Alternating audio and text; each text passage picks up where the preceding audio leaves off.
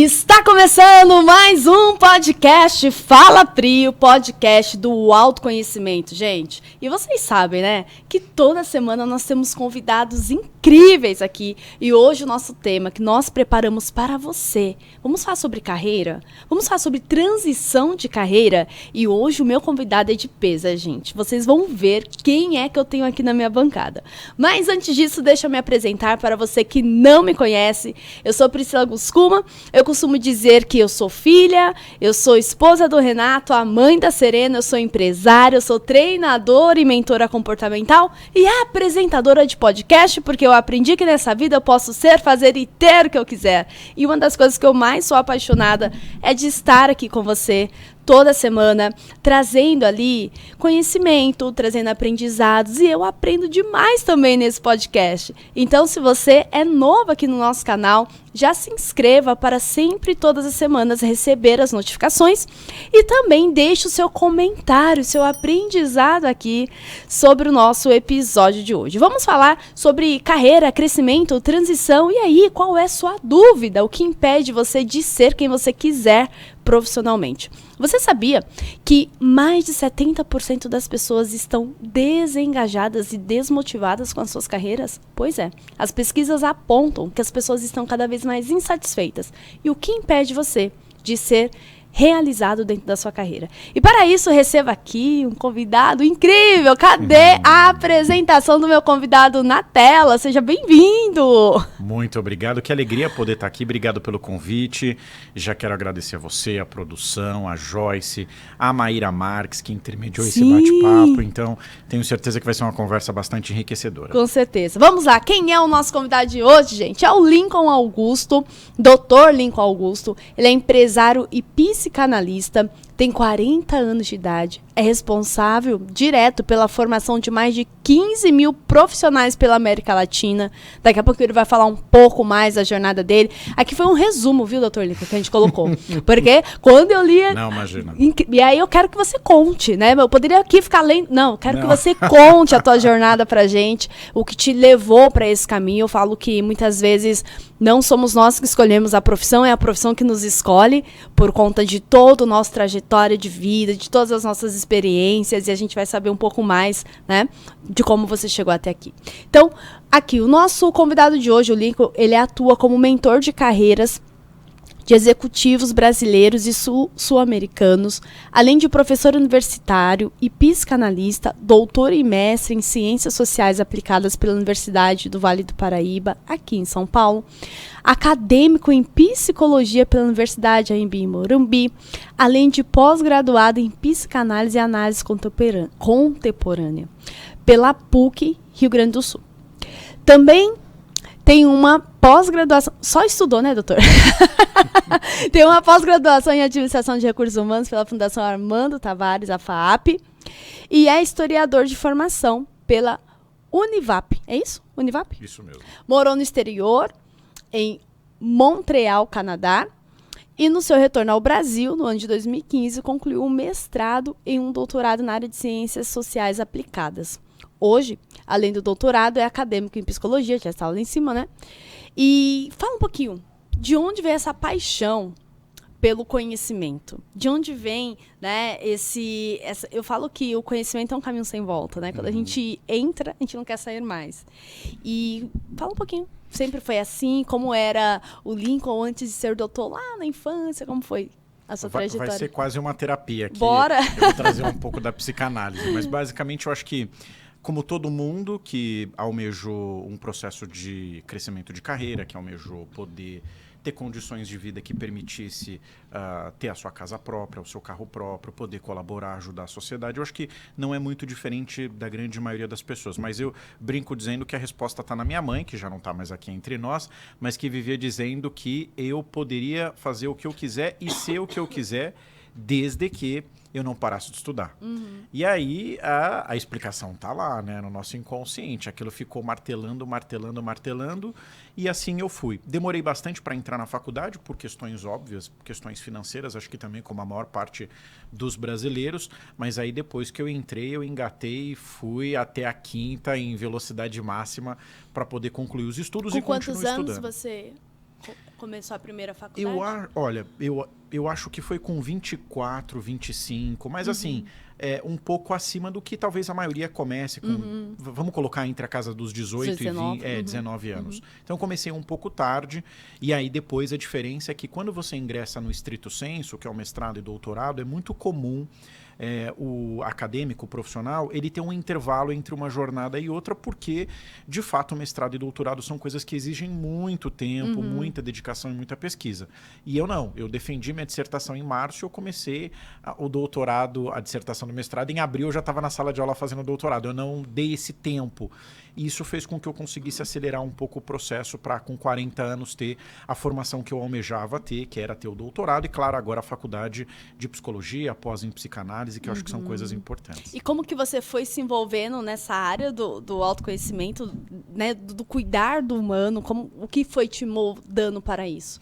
Eu sempre gostei muito de gente, muito de pessoas. Acho que também tem um pouco da referência materna, porque a minha casa, enquanto criança, sempre foi um lar de receber muita gente. Então, meu pai, neto de italiano, minha mãe portuguesa, então eles adoravam receber pessoas em casa. Então, minha casa sempre foi muito cheia. E, consequentemente, casa cheia, você tem todo mundo conversando na cozinha enquanto está tomando um café, fazendo uma macarronada no domingo, como assim era. E isso me fez despertar esse interesse por conhecer as pessoas. E como meus pais tinham um comércio, o meu ambiente na infância era um ambiente muito adulto, né? Eu convivi com muitos adultos. Então as conversas não eram conversas de criança, apesar de ter um irmão um pouco mais velho, o nosso meio era um meio de conversas de adultos, de negócio, e aquilo começou a me encantar. E aí acho que um pouco da paixão por pessoas veio desse convívio familiar. Bacana. E hoje a sua empresa atua na área da carreira, né? E aí a gente estava conversando um pouquinho aqui nos bastidores, quais são ali as 4 fases ali, né? Ou pilares de uma transição, ou de uma constituição de uma carreira? O que acontece é que em 2010 eu decidi pedir demissão de um trabalho que eu tinha em São Paulo e, como muitos empreendedores brasileiros, arrisquei me lançar no meu próprio negócio. Tá. Então faz 13 anos que eu fico responsável pelas operações da consultoria para a América Latina. A gente atua do Brasil ao México, fazendo programas de desenvolvimento em português e em espanhol. Então hoje a gente trabalha com grandes companhias públicas, privadas e de economia mista. A ideia é levar a formação, a educação corporativa de qualidade. E o que eu vim percebendo nos últimos anos é que existe um processo de transição de carreira que poucas pessoas conhecem ou poucas pessoas se aprofundam no tema, que foi justamente o que a gente estava conversando um pouquinho antes de iniciar. Eu costumo dizer que existem 4 transições que são as mais comuns. É claro que você vai encontrar especialistas que vão dizer outras, mas eu diria que essas talvez são aquelas que eu uso como norte, como bússola. Tá. A primeira Calma transição... aí, doutor. Calma aí. Ó, pessoal, você que tá ouvindo esse podcast, já respira fundo. Você que fica, sabe, aquele sonho, ai, mas se eu trabalhasse com isso, ai, eu não saio desse trabalho, sabe, porque eu preciso desse dinheiro, não consigo, quero fazer a transição. Fique ligado nessas dicas, pega papel e caneta, depois coloque a sua pergunta aqui embaixo, porque, gente, a gente vai perguntar hoje pro Dr. Lincoln, tem um momento certo, tem a idade certa de mudar de carreira? Você vai saber tudo hoje. Bora lá, doutor. Olha, a gente tem 4 tipos de transição de carreira. A primeira transição de carreira é aquela quando você está trabalhando dentro de uma empresa que você decide mudar de área. Então, esse ou essa seria o que a gente costuma dizer sendo a primeira transição. Então, é comum a gente ver profissionais, por exemplo, que estão no marketing e decidem ir para o RH. Profissionais que são da área do RH e decidem ir para a área financeira. Isso dentro da mesma empresa? Da mesma empresa. Então, a gente pode considerar isso um modelo de transição de carreira. É um modelo de transição interna. Exatamente. Você sai de uma área e vai para outra. Esse é o primeiro modelo de transição. O segundo modelo de transição de carreira é quando você decide sair da empresa em que você está e você decide ir para uma outra companhia. Tá. Então, esse a gente chama como segundo, sendo o segundo modelo de transição de carreira. Pode ser na mesma área. A pessoa é do financeiro, na empresa A, ela vai para o financeiro da empresa B. Exatamente. E geralmente essa segunda transição, ela está ancorada a quê? A salário, a benefícios, Hoje eu vi até um post que fala que o trabalho flexível é impagável, né? Então está cada vez mais se tornando impagável, né? Aí é difícil dizer. Assim, a gente vai ter muitas pesquisas diferentes indicando comportamentos diferentes. Então a gente pode dizer que uma parte dessa população que decide sair da companhia, eu preciso primeiro olhar para que geração eu estou falando. Sim. Porque se a gente está olhando para uma geração Z nascida depois dos anos 90, é porque de fato o vínculo institucional que ela tem não é igual, por exemplo, quem é da geração Y. Porque é natural que ela queira mais experiências num curto espaço de tempo. Então isso pode impactar. Mas a questão salarial, o ambiente corporativo, uma liderança tóxica, por exemplo, pode ser um problema gravíssimo e isso pode impactar na saída daquele profissional. Então a gente tem muitas variáveis no meio do caminho. A gente até pode falar sobre quais são ou quais são as principais dela. O terceiro ponto, que normalmente leva uma pessoa a fazer uma transição de carreira, é quando ela quer mudar de profissão. Então, por exemplo, vamos usar aqui o meu exemplo, eu acho que fica mais fácil para ilustrar na apresentação. Eu sou, de formação, historiador. Eu estou num processo, digamos assim, de transição de carreira quando decido ir para a psicologia ou para a psicanálise. A psicanálise não é profissão, a gente chama ela de ocupação, mas a gente pode dizer que é um processo de transição de carreira. Você não necessariamente precisa abandonar a sua formação anterior, mas você busca um novo direcionamento. E o que a gente percebe é que a transição de carreira no modelo de profissão depois da pandemia cresceu muito. Porque todo mundo foi encontrando ou querendo encontrar nesse curto espaço de tempo que nós temos aqui, né, nessa nossa vida, de se sentir realizado com aquilo que faz. Então, por isso, por exemplo, a gente tem uma quantidade imensa, quando você pega os registros do Enem, de pessoas acima de 50 anos de idade que voltaram para a sala de aula. Porque justamente elas estão buscando fazer um redirecionamento de carreira. Então esse seria o terceiro pilar. O quarto e último é quando você decide sair de CPF para ser CNPJ. Então eu posso até estar feliz na empresa onde eu estou, eu posso até estar feliz com a minha profissão, mas eu quero empreender, eu quero ser dono do meu negócio. Então os 4 tipos mais comuns de transição de carreira são esses. Mudar de área na empresa, mudar de empresa, mudar de profissão ou mudar de CPF para CNPJ. Tá. E quais são ali... qual é o momento, na verdade, certo? Existe um momento certo para isso acontecer? Ou cada pilar existe uma fase para isso acontecer? Tem idade, tem momento? Qual é o momento? Tem planejamento. O que eu percebo? A maior parte, principalmente de executivos que me procuram em processos de transição de carreira, eles sempre quiseram fazer, mas não sabiam como. Então, assim, eu sei que eu preciso mudar, eu sei que aquele trabalho não me traz algum tipo de satisfação, ou eu sei que aquela profissão não é a profissão que eu sonhei desde quando eu era pequeno, ou que eventualmente eu gostaria de empreender, mas o grande problema está no planejamento. Então, assim, o que eu percebo com o passar dos anos é que boa parte do processo de transição de carreira, quando acontece sem planejamento, a chance de insucesso de cada 10 profissionais é de 7 não conseguirem fazer uma boa transição. O planejamento especificamente é o financeiro? Não necessariamente, ele conta muito. Alguns especialistas em finanças costumam dizer que quando você vai fazer uma transição de carreira, você precisa ter um colchão financeiro que te sustente por 3 anos. Mas olhando para a nossa realidade no Brasil, para a nossa economia, você tem um colchão que te sustenta por 3 anos. Uma inflação desse tamanho? Pois é, assim, realmente tem que bater palma, porque é alguém que tem uma educação ou tem um controle muito bem equilibrado. Sim. É claro que um planejamento financeiro ele vai contar muito, principalmente quando você decide sair de CPF para CNPJ. Eu me lembro de um caso de uma pessoa muito conhecida, eu próxima. Adoro casos. Traga, porque as pessoas também adoram, porque vai gerando muita identificação, né? Pois é, ele trabalhava na indústria, trabalhou muitos anos na indústria automobilística, ele decidiu empreender. Ele falou, olha, cansei, estou perto de me aposentar e eu vou abrir meu próprio negócio. E aí ele começou a pesquisar franquias no Brasil, tipos de negócio, e ele teve a ideia de abrir num shopping uma paleteria mexicana, que é um nicho de mercado muito famoso por sorvetes tipicamente, tem um formato próprio, Sim. uma fabricação própria. Pois bem, ele abriu essa bem empresa... no pico, bem na onda lá? Um pouco antes da pandemia começar, e no inverno. Então, assim, ele já teve 2 coisas que foram contra ele. Primeiro que ele abriu no inverno. Então, é natural que no inverno esse tipo de consumo alimentício seja menor do que no verão. Né? Então, assim, esse é um primeiro fato. E o segundo é que ele não contava, e eu acho que ninguém contava, que vinha uma pandemia por aí. Então, em 6 meses ele quebrou. mas ele não conseguiu sustentar o negócio dele. Só que ele já tinha usado o fundo de garantia, ele já tinha usado a multa de rescisão de contrato. Quer dizer, os 30 anos da empresa automobilística que ele fez de colchão, em 6 meses acabaram.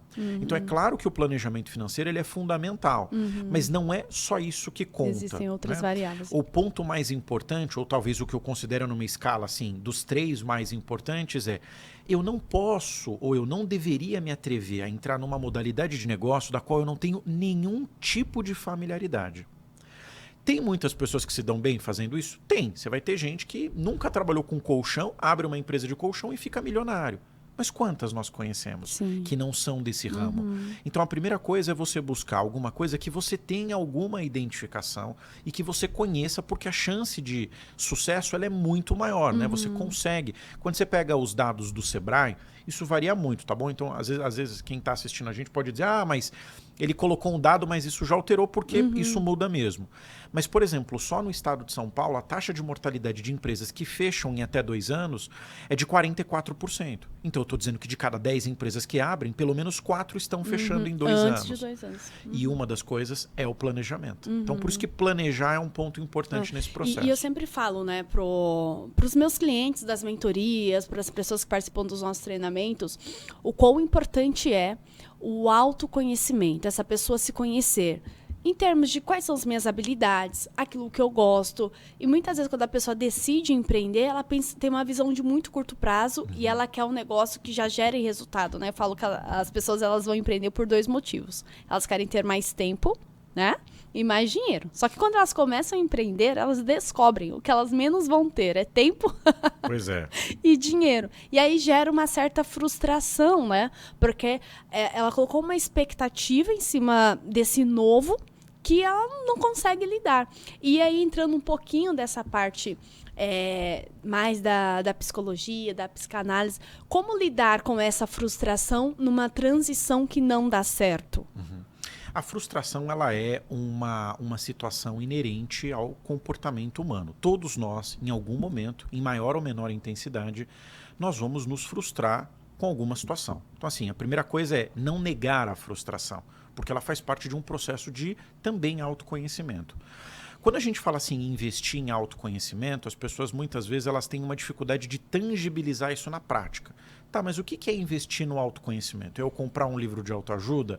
É eu ir para a montanha e meditar durante 1 ano? Então, assim, existem muitas formas de você se autoconhecer. Uma leitura vai ajudar? Claro que vai. Você ter alguma coisa que te guie, que te norteie, a sua fé, a sua crença vai te ajudar? Vai te ajudar. Você fazer terapia vai te ajudar? Vai te ajudar. Então não existe uma única É o que funciona naquela pessoa, né? Pois é, tem gente que se dá muito bem com terapia. Tem gente que se dá muito bem indo à igreja, contribuindo com a sua comunidade. Então, o que eu preciso entender, em qual circunstância ou em qual situação eu me sinto melhor, me conhecendo mais e ajudando mais. Porque o exercício de autoconhecimento tem uma frase muito interessante que é a seguinte: quando perguntaram para os 75 membros da escola de Stanford, nos Estados Unidos, qual é a principal habilidade que uma liderança tem que ter, a resposta desses 75 membros foi unânime: autoconhecimento. Então tem gente que vai buscar autoconhecimento na sala de aula, tem gente que vai buscar na terapia, na igreja.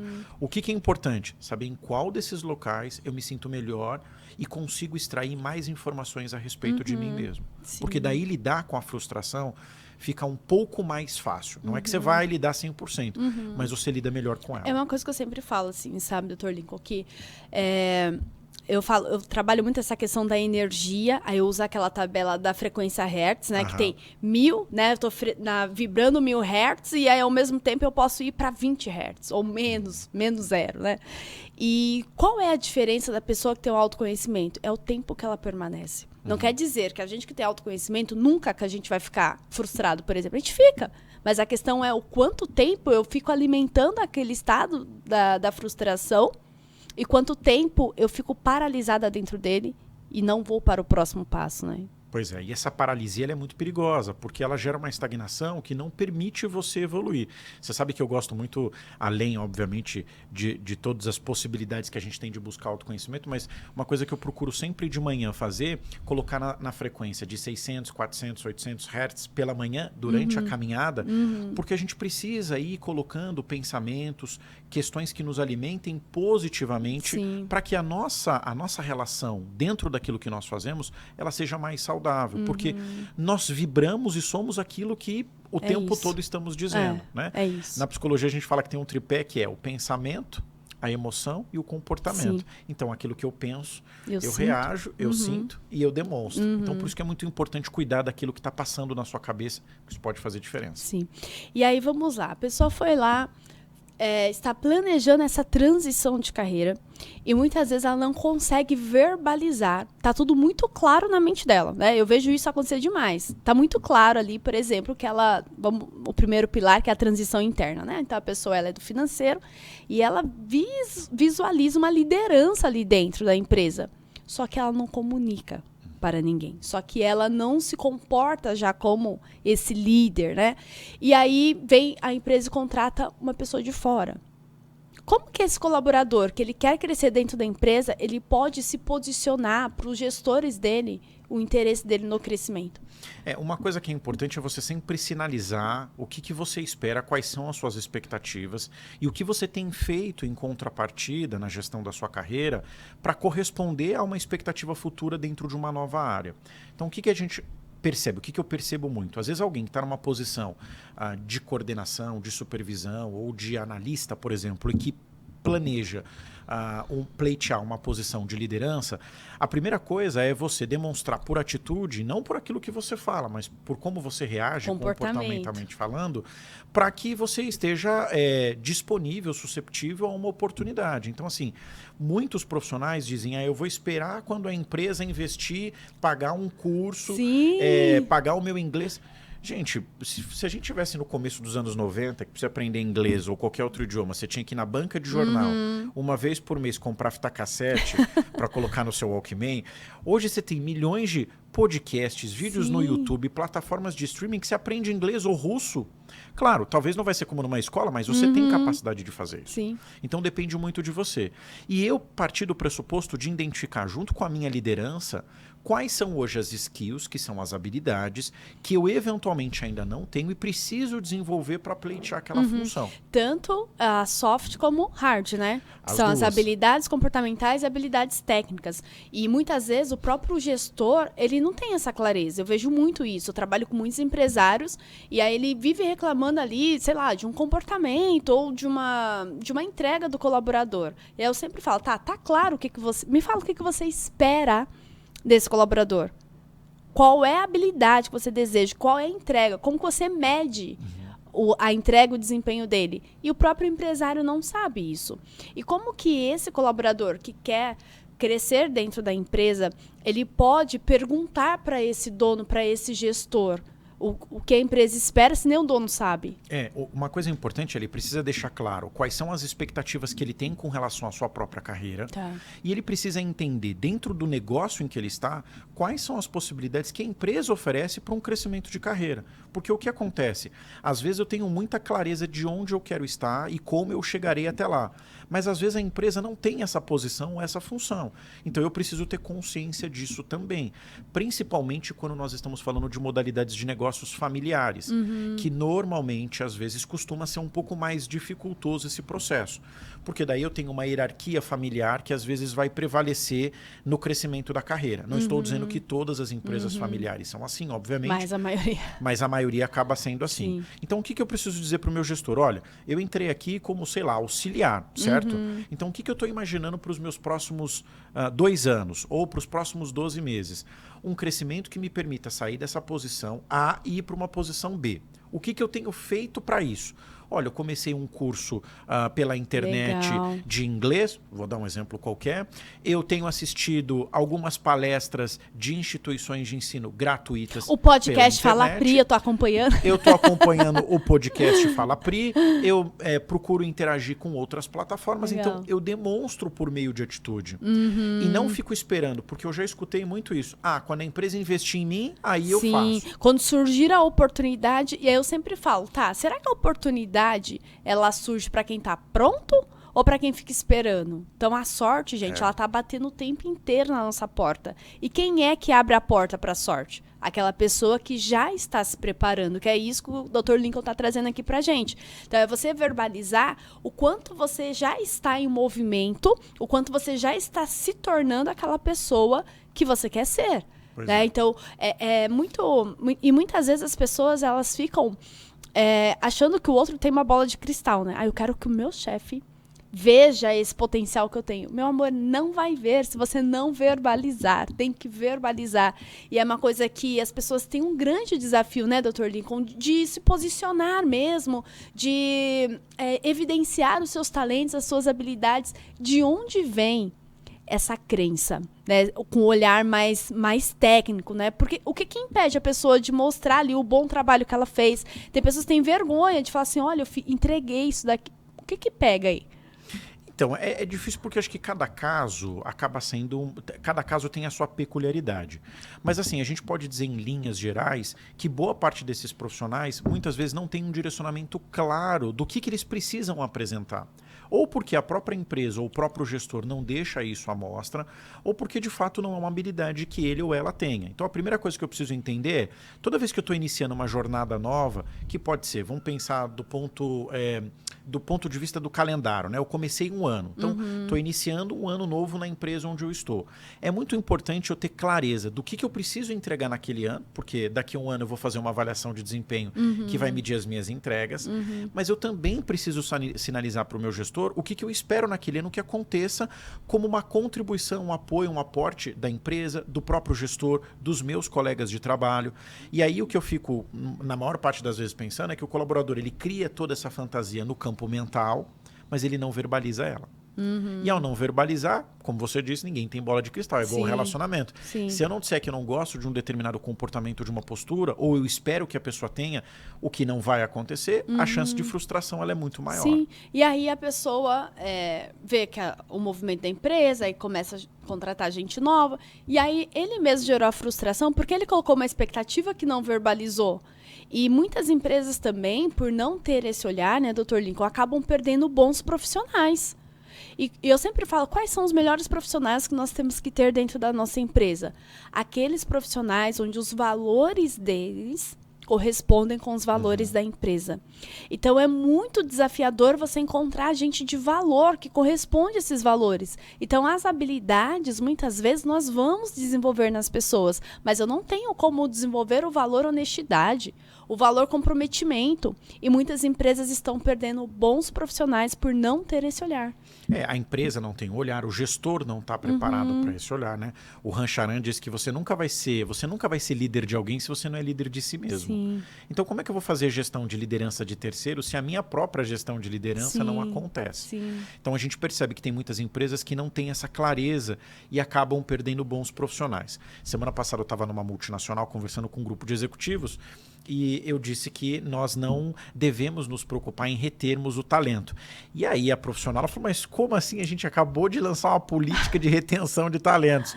Eu falei, porque a gente tem uma visão de reter o talento no sentido de onde ele está, num sentido fixo, né? Então assim, eu tô aqui dentro dessa área, eu não posso perder o Lincoln. E a gente precisa entender que quem é bom não vai ficar muito tempo no mesmo lugar.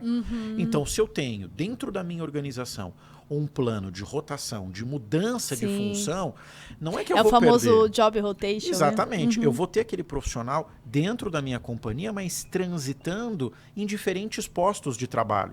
E não com aquela noção de que eu não posso perder, porque essa geração, principalmente que está chegando, o vínculo que ela tem é diferente do vínculo que talvez eu tenha sido educado, do que talvez a minha geração tenha sido educado, de que você tem hora para entrar, mas não tem hora para sair. Essa geração é o contrário. Você não tem hora para entrar, mas você tem hora para sair. Porque tem uma hora ali que você tem que sair e fazer as suas coisas. E essa nova geração, ela tá mais muito envolvida com a entrega do resultado do que com o tempo que ela fica dentro de uma empresa. Pois é. Então não é uma galera que vai ficar lá 8 horas com a bunda sentada lá. Não vai. Ela tá preocupada como eu entrego esse resultado. E muitas vezes é uma galerinha que vai acordar de madrugada e vai ter a melhor ideia. E vai entregar um resultado excelente. E o quanto as empresas ainda, eu vejo muito engessado, sabe? Naquele processo. Tem um cliente que quando entrou essa questão do home office, home office na minha empresa não, tem que estar todo mundo presencialmente. E aí ele começou a perder alguns talentos porque as pessoas aprenderam, gente, na pandemia, o que é ter qualidade de vida. Então, quanto a empresa tem que ter esse olhar também. Então, a pesquisa de clima é fundamental fazer. Fala um pouquinho, doutor, do lado da empresa, né? Do empresário, desse gestor. Como que ele pode olhar para esse colaborador e fazer com que essa pessoa se sinta crescente dentro da carreira dela, dentro da empresa? Eu acho que o primeiro ponto é, enquanto esse diretor, esse CEO, esse grupo de comitê executivo, eles estão investindo nas suas próprias carreiras. Porque é um efeito quase piramidal. Se eu não invisto na minha carreira, no exercício contínuo da minha carreira, que sentido faz eu investir no exercício contínuo da carreira dos meus empregados? Aquela frase, a gente só dá o que a gente tem, né? Pois é. Então, assim, esse é o primeiro ponto. Eu preciso saber o quanto essa empresa, do ponto de vista de gerar conhecimento, esse executivo ou essa executiva, tem investido na gestão da sua carreira, porque isso vai determinar muito o comportamento da organização. Então, esse é um primeiro ponto importante. Depois, eu preciso ter um olhar para esse capital humano mais humanizado. Tá. Por que mais humanizado? Porque a pandemia, ela mostrou que a gente é muito susceptível a uma série de questões. Vou te trazer alguns dados aqui importantes quando a gente fala de saúde mental dentro das organizações. O Brasil hoje é considerado pela Organização Mundial da Saúde o país que tem a maior população ansiosa do planeta. Ó, o Brasil campeão, gente! Pois é. A gente não ganha a Copa faz tempo, mas, aí, assim, a ansiedade ranking, a gente está em primeiro lugar. O Brasil é o primeiro país na América Latina a mais consumir antidepressivos. Somos o terceiro no mundo. Então a gente está falando de uma população trabalhista, laboral, que está dentro da organização, que muitas vezes está adoecendo, seja pelo deslocamento, o alto deslocamento diário, seja pela ausência de um trabalho mais flexível, como é o home office. Né? Então, a capacidade que eu tenho de também ser produtivo, mas não necessariamente estando fisicamente dentro da empresa.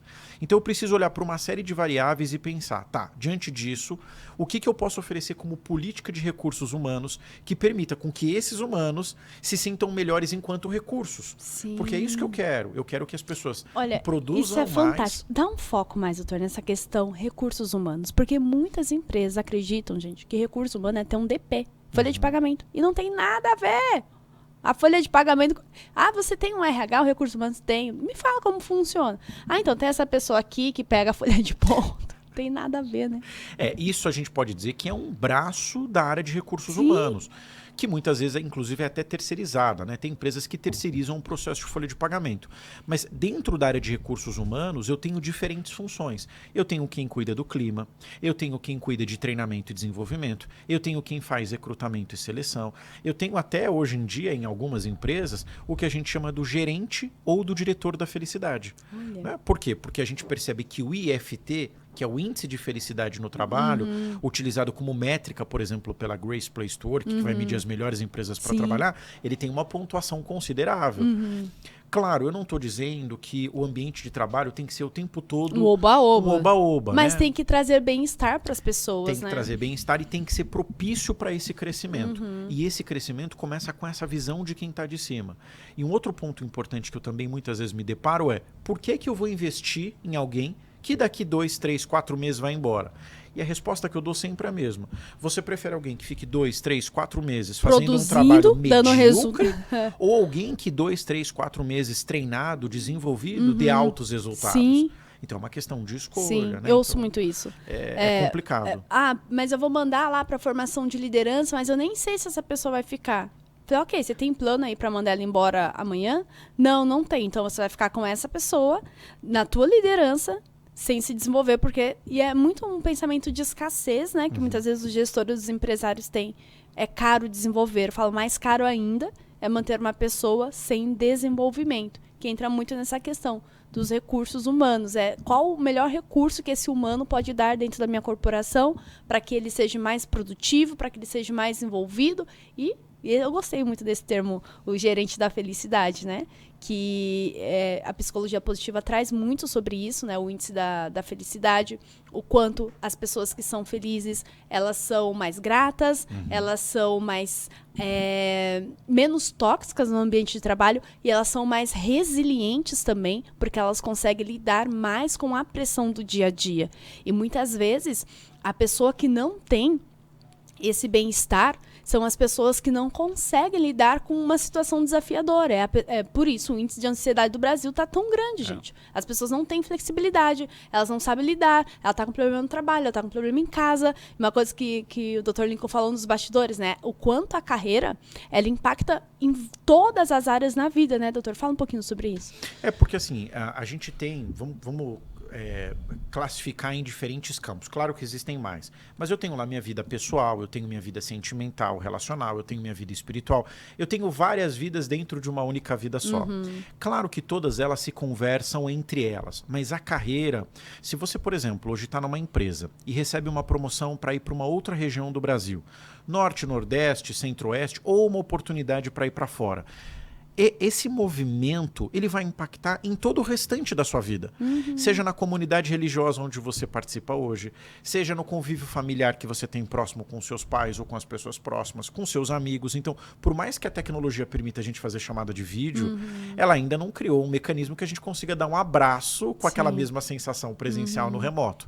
Então, a carreira ela tem esse movimento de se conversar com todos os aspectos da vida. Por isso que um movimento mal planejado vai trazer consequências não tão positivas. Então a gente precisa investir mais tempo pensando o que eu preciso fazer, qual é o movimento que eu preciso fazer para sair do ponto A e chegar no ponto B. Identificar se eu quero chegar no ponto B, se existe um ponto B e o que eu ganho, o que eu perco ao chegar no ponto B. E o quanto isso impacta todas as outras áreas, né? Que é a relação com a família, a saúde, né? Então, muitas vezes a pessoa, eu vou mudar de empresa porque lá eu vou ganhar, sei lá, R$1.000, R$5.000 a mais. Mas ela vai perder 4 horas no trânsito. Pois é. Então, é realmente colocar no papel, colocar na balança o que eu ganho, o que eu perco, aquela ferramenta ganhos e perdas, né? Que é fantástica, né? O que eu ganho se eu ficar, o que eu ganho se eu ir, o que eu perco se eu ficar, o que eu perco se eu ir. E a pessoa trazer isso muito para a consciência e tomar uma decisão consciente de ganhos e perdas, né? Porque muitas vezes as pessoas só contabilizam o que elas vão ganhar. Exatamente. E aí no caminho elas percebem o que elas estão perdendo. Porque é um movimento mal planejado. Então assim, e também vou dizer uma coisa, não tem problema nenhum você tomar uma decisão e depois entender que aquela não foi a melhor decisão. Porque às vezes a gente se culpa muito pelas decisões que nós tomamos. Sim. Mas o dia inteiro, a partir do momento em que você é presenteado ou presenteada ao abrir os olhos, Sim. você toma uma decisão. Sim. Levantar da cama, tomar café. Fazer o seu melhor. Então, a todo momento nós estamos tomando decisões. E existe uma regra máxima de que quanto mais decisões você toma, maior a probabilidade de, em algum momento, você tomar uma decisão equivocada. Sim. Porque você toma decisões o dia todo, o tempo todo. Então, não tem problema tomar uma decisão equivocada. Qual é o problema? É você perceber que você tomou uma decisão equivocada e não ter a capacidade de dar um passo para o lado. Assumir, né? Exatamente. Você não precisa dar um passo para trás. Você pode dar um passo para o lado. Não, pera um pouquinho. Fiz um movimento, observei que não foi a melhor tomada de decisão. Deixa eu parar. Eu falo que é o Waze, voltar. doutor. Recalculando a rota. Pois é. Se até o Waze vai recalcular a rota, por que a gente não pode recalcular? Pois é, né? pois então, tirar um pouco dessa sensação de culpa, que muitas vezes começa no nosso pensamento. Puxa, mas se eu tivesse tomado aquilo... Gente, o e se não existe. Não vai te levar para lugar nenhum. Né? Então, assim, eu preciso ter a clareza de que muitas vezes a resposta do meu problema, ela está no próprio problema. Sim. Né? Tem uma história que eu gosto muito, reproduzida, que conta a história de um amutuca, que é um inseto, né? Uma história muito contada por uma pessoa bastante conhecida, que ela diz que ela foi convidada para conversar com um grande executivo, e durante essa conversa, esse executivo só reclamava das coisas, ele só ficava reclamando, e chega um determinado momento que essa pessoa, ela começa a olhar um inseto batendo ali no vidro, né? E aí fica, Peck. E aí o executivo bravo com ela disse assim, pô, você está prestando mais atenção nesse inseto do que no que eu estou te dizendo? Ela disse, olha, eu não estou com pena só do inseto, né? Porque às vezes a saída para o problema está ali. A janela era tão grande, mas o inseto só conseguia ver aquele pedaço do vidro. E é assim que às vezes a gente se encontra num problema. O problema, ele parece imenso, mas na verdade é uma fração do que você está enxergando, porque a solução para ele é muito maior. Então tudo depende da perspectiva que você vai dar para aquela situação. Tudo é perspectiva. E na maior parte das vezes, tudo aquilo que nós imaginamos, na maior parte das vezes, inclusive comprovado por estudos de neurociência, não acontecem. Então, mais de 90% dos seus pensamentos, principalmente sabotadores, eles não vão acontecem, acontecer. né? Eles estão ali no campo da imaginação. Mas você dá tanto valor, você dá tanta criação para ele, que ele se constitui eu tenho e vira realidade. Eu tenho várias frases de efeitos, né? E uma delas, o pessoal que acompanha aqui, já falei várias vezes.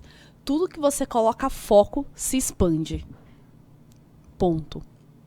E onde está o seu foco hoje, está o seu resultado.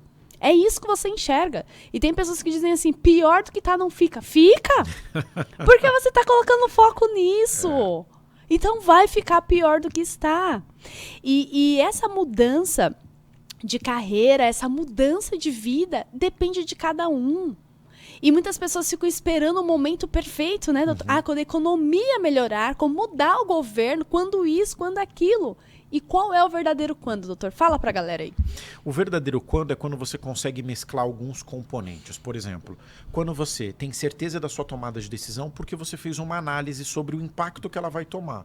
Então, aquela história da música Deixa a Vida Me Levar, a Vida Leva Eu, ela é bonita enquanto música no seu sentido poético. Mas no sentido prático, você precisa ter o controle da sua vida. Você precisa ter o controle sobre as suas decisões. Sim. Claro, obviamente que respeitando as hierarquias, digamos assim, sociais, de poder espirituais, mas a tomada de decisão, ela é sua. Então o que eu preciso fazer? Colocar no papel qual é o impacto que aquela decisão vai ser a partir do momento em que eu a tome, dentro da minha realidade, dentro da minha vida. E depois que eu fiz esse planejamento, que eu analisei, eu começo a então observar os prós e contras daquela tomada de decisão. Então se eu já tenho clareza de que a decisão que eu vou tomar, ela está embasada em alguma coisa que vai me levar para um movimento, porque o que importa na carreira?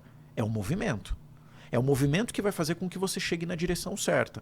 Quando eu fico estagnado há muito tempo, o movimento não acontece, por mais que a direção seja certa. Então eu preciso fazer como o mar. A onda ela vai te levar para um movimento, e eu preciso ter clareza de para onde esse movimento está me levando. Então se eu coloquei ali na ponta do papel e defini, bom, eu tenho esse plano, é por aqui que eu vou seguir, agora eu preciso cuidar das outras coisas. Que significa cuidar das minhas emoções, ter um bom gerenciamento do meu comportamento, da minha capacidade de resiliência e adaptabilidade. Por quê? Porque uma das dificuldades que a gente mais tem num processo de transição é de se adaptar ao novo. Porque a gente é resistente. Sim, ao Seja pro ambiente, bom a ou pro novas ruim. pessoas, a tudo, né? Pois é, então você muda de empresa, muda de carreira, muda de profissão, abre o teu negócio, mas você tem que levar em consideração que existe um período de adaptabilidade. Sim. E você não pode simplesmente descartar isso. Sabe, você comentando isso, me veio muito uma questão que muitas vezes uma empresa contrata, sei lá, aquele diretor daquela empresa, que é o cara que gera muito resultado lá no concorrente, aí ele vem para a empresa B, né? E aí esse cara vem para a empresa B e ele não consegue gerar o mesmo resultado que ele gerava lá. E aí, muitas vezes, é justamente sobre isso, que ele não consegue se adaptar a um time diferente que já estava adaptado lá, a um ambiente que ele já dominava. E existe nessa transição um período de maturidade, tanto para esse profissional como para a empresa ter paciência, né? Porque eu vejo, já vi isso acontecer demais, aí o empresário fala, pô, a gente contratou o cara pagando mais do que ele ganhava lá e o cara não está gerando resultado e não consegue esperar esse tempo da maturidade. Isso pode acontecer e também tem muitas variáveis. Ele pode não se adaptar à cultura do negócio, ele pode não ter se adaptado ao estilo de gestão para qual ele ou ela responde. Tem muitas questões que podem interferir, mas eu preciso ter clareza do tempo também de adaptação. Por isso que num processo de cultura organizacional é tão importante você ter um tempo para entender o que é aquela cultura daquela organização. Tá. E na maior parte das vezes, principalmente em cargos assim, o que acontece é que eu já sou colocado no trabalho e já preciso produzir resultado. Então muitas vezes eu não tenho tempo de entender. Expectativa muito alta, né? Pois é. Vamos pensar um exemplo de um atleta, vamos pegar um exemplo de um atleta de futebol, né? Que joga num time brasileiro e decide mudar de país para jogar num outro país. Ele deixou de aprender a jogar bola, ou basquete, ou vôlei? Não. Mas ele está dentro de uma outra cultura. O idioma é diferente, Pois uma cultura é diferente. O estilo de gestão, o estilo de treino, tudo muda. Então, assim, eu A poderia equipe. ser o melhor enquanto eu estava aqui. Mas a partir do momento que eu vou para um cenário, para um ambiente do qual eu não tenho conhecimento da cultura, se eu não tenho um processo de adaptabilidade muito bem estruturado, isso gera um problema. Por isso que a gente vê casos de atletas, principalmente em esportes coletivos, que se dão muito bem num determinado clube, numa equipe, e quando migram, eles parece que desaprenderam a fazer aquilo que eles faziam. E você fala, mas você desaprendeu a jogar vôlei, handball, futebol, basquete? Não. Mas o ambiente, a cultura, ele, sem sombra de dúvidas, conta muito para uma maior ou menor produtividade. Bacana. E fala um pouquinho hoje como funciona o seu trabalho, né? Então, a pessoa está ouvindo a gente, poxa, eu quero fazer essa transição de carreira, eu sou um executivo, e eu quero, sabe, mudar a carreira em dessas 4 esferas que você trouxe aqui. Ou é interna, dentro da mesma empresa, ou é para uma outra empresa, ou é de profissão mesmo, ou ele quer virar aí um CNPJ, né? Pois é. Como que você atua com o seu trabalho, como que você pode auxiliar essa pessoa? Bom, nos últimos anos eu venho desenvolvendo algumas metodologias para a gente poder ter resultados mais efetivos num processo de transição. E o que acontece é que muitas pessoas se intitulam mentores hoje, e a gente obviamente não pode desacreditar que cada um tenha o seu próprio estilo de gestão e de auxiliar. Mas para tudo que a gente faz, a gente precisa ter um método. Né? Eu não posso simplesmente pegar o arroz, colocar na panela e esperar que daqui 20 minutos ele vai estar pronto para comer. Receita, né? Tem um método. E cada um tem uma receita. Uns vão dizer que você tem que esquentar a água antes, outros vão dizer que você tem que deixar a água morna, outros vão dizer que não precisa esquentar. Mas o importante é, você sabe como conduzir de acordo com aquela necessidade? Então, esse é o primeiro ponto. E dentro desse programa de mentoria que eu desenvolvi e que eu venho aplicando nos últimos anos, o que a gente faz? A gente percebeu que resultados de processos de carreira, eles precisam ser a curto prazo. Então, nada que você estenda muito tempo. Quanto tempo? A gente costuma dizer que um bom resultado ele vai ter, no mínimo, um processo de duração de trabalho de, no mínimo, 2 meses e de, no máximo, 3. Tá. Então, como hoje funciona o trabalho que eu aplico com esses profissionais? A gente faz o que a gente chama de uma sessão de calibração, onde eu vou, junto com ele ou ela, alinhar tudo aquilo que ele ou ela espera para a carreira. Então, a primeira pergunta que eu vou fazer, que tipo de transição você quer fazer? Você quer mudar dentro da tua empresa para uma outra posição? Você quer mudar de empresa? Você quer mudar de profissão ou você quer abrir o teu negócio? Então, para cada uma dessas necessidades, eu tenho métodos diferentes. Depois que a gente faz esse processo de calibração, durante 8 encontros, que duram 1h30 ao vivo, uma sessão individualizada, a gente começa a trabalhar aquele processo.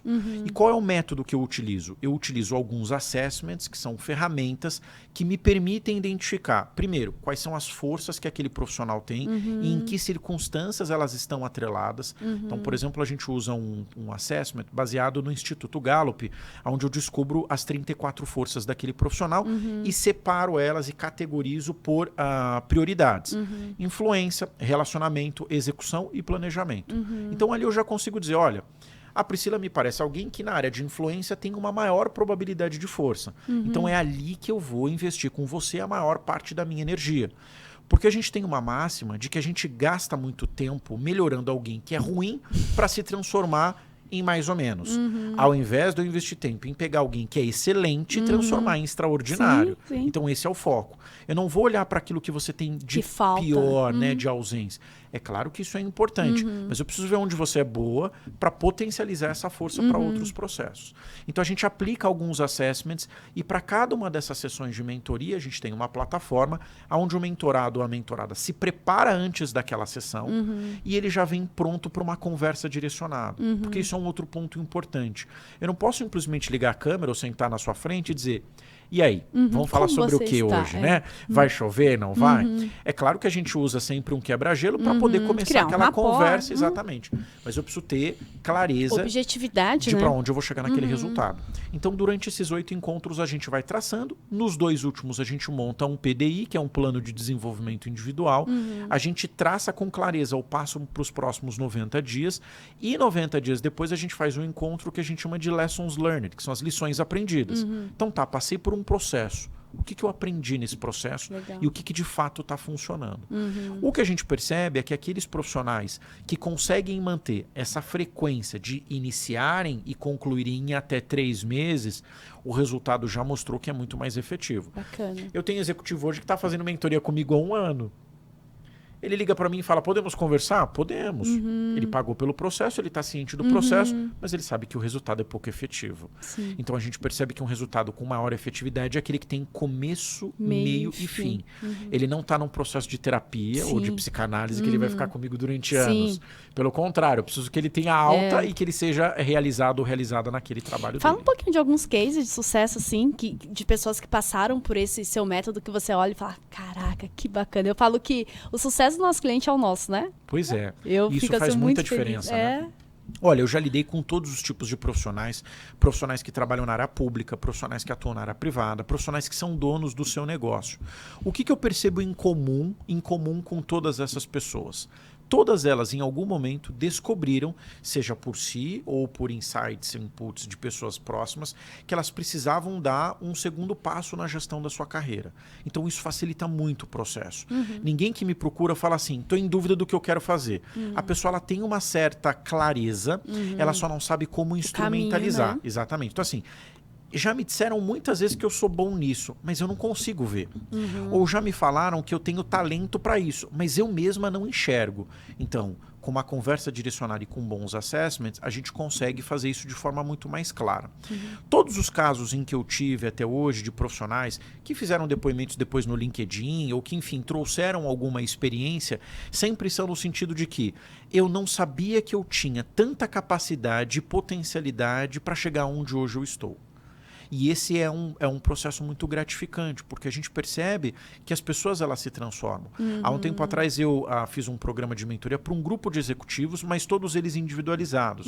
As sessões nunca são coletivas, mas dentro do mesmo nicho de negócio da mesma empresa. E quem começou o processo foi o CEO da empresa. Ele falou assim, eu quero começar, porque se funcionar comigo, vai funcionar com todo mundo. E aí vem uma responsabilidade muito grande, porque você está diante de um profissional que, de certa forma, também ele está testando um pouco do seu trabalho, do seu conhecimento. E eu me lembro que na segunda sessão ele falou, Lincoln, olha, eu vou demorar para terminar com você, mas eu já estou com 8 na fila que vão começar na semana que vem. Porque eu, de fato, entendi que funciona o processo. Porque ele é um processo de autorresponsabilidade. Traz clareza, né? Traz Claro, responsabilidade. você sabe para onde você vai. Eu lembro de um case muito conhecido que eu peguei, de um presidente de um dos maiores hospitais que nós temos na América Latina. Ele responde pelas operações desse hospital há muitos anos. Ele chegou a ser cotado a ser ministro da Saúde na gestão anterior, né, do governo que nós tínhamos. Declinou por questões de convicção partidária, ideologia política, mas ele é um profissional extremamente sênior. Eu não vou dizer que ele tem o dobro da minha idade, mas está muito próximo a isso. É um médico extremamente respeitado no seu meio. E eu me lembro que na primeira conversa com ele disse assim, olha, eu não sei exatamente o que eu tenho que aprender, mas eu sei que eu preciso melhorar. Olha só. Então, quando você pega alguém que dentro da área em que ele atua, ele é uma das maiores referências hoje naquele assunto, naquela especialidade médica, não só no Brasil, mas como na América Latina, que ele responde pela operação de um dos maiores, se não for o maior hospital que nós temos hoje na América Latina, e que é uma pessoa relativamente pública. E que no auge dos seus 70 anos está dizendo assim, me ajuda a encontrar aquilo que eu sou bom porque eu quero continuar melhorando. Uau. E esse foi um trabalho muito legal, porque eu começo o trabalho com ele e depois com o corpo médico, com os diretores médicos daquela instituição médica, que iniciaram também um processo de mentoria baseado nesse mesmo tripé. Então, eles começam com uma sessão de calibração, a gente faz um alinhamento, criamos um plano de ação, utilizamos essas ferramentas e deixamos com que ele ou ela, no final, consiga ter essa autossuficiência de dizer, bom, com tudo isso que você me mostrou e que eu de fato concordo, o melhor caminho é esse. Né? Então tem clareza para uma tomada de decisão. Bacana. Isso é fantástico, né? Porque quem ganha, a instituição ganha, mas o quanto, por exemplo, no caso de um hospital, isso reflete diretamente lá na ponta, que é o paciente, né? Exatamente. Então, quando ele é atendido com pessoas que são realizadas com o que elas fazem, isso faz toda a diferença dentro do processo. E eu falo que quando a gente cuida de uma empresa, a gente cuida de um CNPJ, a gente cuida de pessoas. Né? Por trás de um CNPJ existem CPFs e atrás daquele CPF existe uma família. Exatamente. Então o impacto é muito grandioso quando a pessoa decide ser bem realizada, ter bem-estar naquilo que ela escolheu para ela.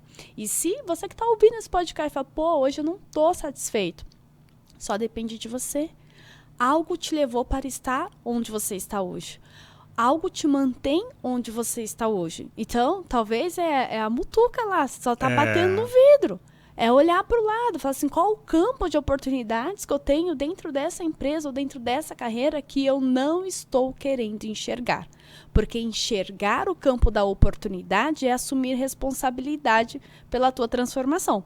E muitas pessoas não querem, né, doutor? Porque assumir a responsabilidade dói. Sair da zona de conforto dói. Crescer dói. Dói. E por isso que poucas pessoas têm sucesso. E eu falo que é cada vez mais fácil ter sucesso. Por quê? Porque a maioria das pessoas não querem fazer nada. E se você faz um pouquinho a mais, cara, você já é uma pessoa muito fora da curva, né? Eu acho que até usando uma referência que você trouxe, né? Eu costumo dizer que mar calmo não faz marinheiro. Então, assim, vão haver momentos que você vai passar por turbulências e essas turbulências, elas fazem parte do seu processo de crescimento. O processo de carreira mais importante é que eu aprendo, desaprendo e reaprendo todos os dias. Né? Então, o que eu sabia até ontem era válido até ontem.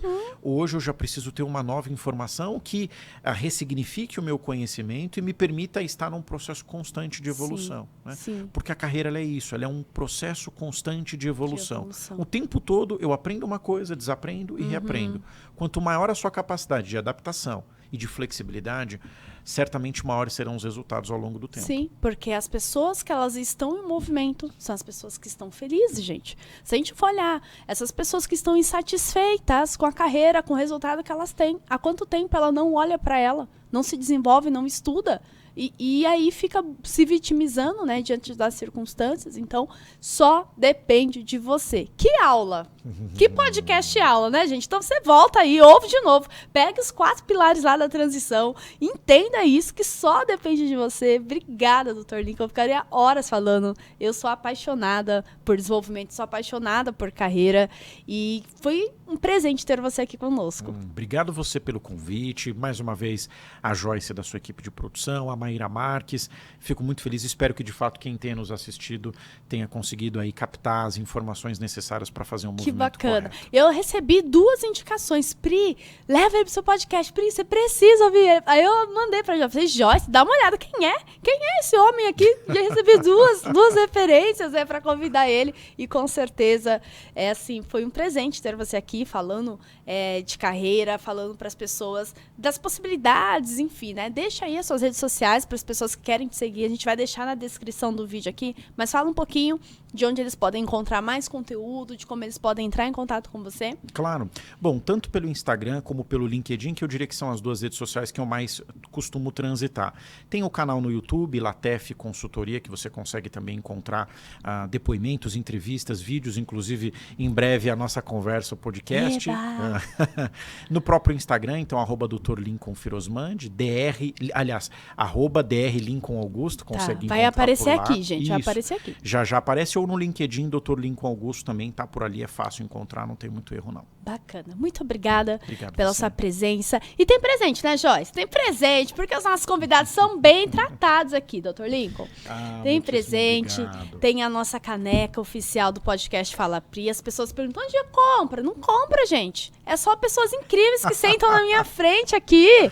Então, essa caneca tem toda uma simbologia, Dr. Lincoln. Eu falo que vem para o meu podcast pessoas que realmente têm a missão da contribuição e pessoas que fazem a diferença no nosso mundo. Então, a gente realmente escolhe a dedo as pessoas que sentam aqui e que essa caneca seja um símbolo para você da tua jornada, da tua transformação e o gerar transformação para pessoas. E o dia que não tiver tudo tão bom assim, que você coloca aí sua bebida preferida e fala, cara, eu sou incrível, eu estive no podcast Fala Pri. Muito legal. Obrigado pelo presente, pelo carinho. Sem sombra de dúvidas, vai fazer parte de muitos cafezinhos ali, de muitos chás durante a minha vida. Obrigado pelo carinho. E eu quero agradecer a você que esteve aqui acompanhando o nosso podcast Fala Pri. Deixe seu comentário, deixe sua curtida, compartilha, meu amor. Olha só, compartilha lá no grupo da empresa, no grupo da família, aquelas pessoas mimizentas e meu trabalho isso, meu trabalho aquilo. Manda esse podcast pra ela. Vamos ajudar, vamos transbordar na vida das pessoas. E também quero agradecer aos nossos apoiadores oficiais aqui do podcast Fala Pri. Quero agradecer a produtora Artes Filmes aqui, que é responsável, gente, por toda essa qualidade de áudio, vídeo, para entregar a melhor experiência para você. Quero agradecer a Academia Brasil Postos, que é a maior academia de ensino para o segmento de postos de combustíveis e lojas de conveniências do Brasil. E agradecer a revista A Empreendedora, que é o maior portal de conhecimento e empreendedorismo feminino do mundo. Isso mesmo. A empreendedora está no mundo todo. Eu tenho orgulho de ser grande embaixadora da revista Empreendedora, de colocar a minha voz ali e também dar voz para muitas mulheres. Então, ó, meu beijo para você. Uma coisa importante. Aqui na descrição do nosso podcast tem os principais links. Tem aqui onde você encontra o Dr. Lincoln, tá aqui. Tem aqui também as nossas próximas turmas de treinamento e mentorias. Tá tudo aqui pra você. Quer falar com a minha equipe? Quer falar com a gente? Tá aqui, gente, tá bom? Ó, beijo no coração, até a próxima segunda-feira, se Deus quiser. Tchau, tchau.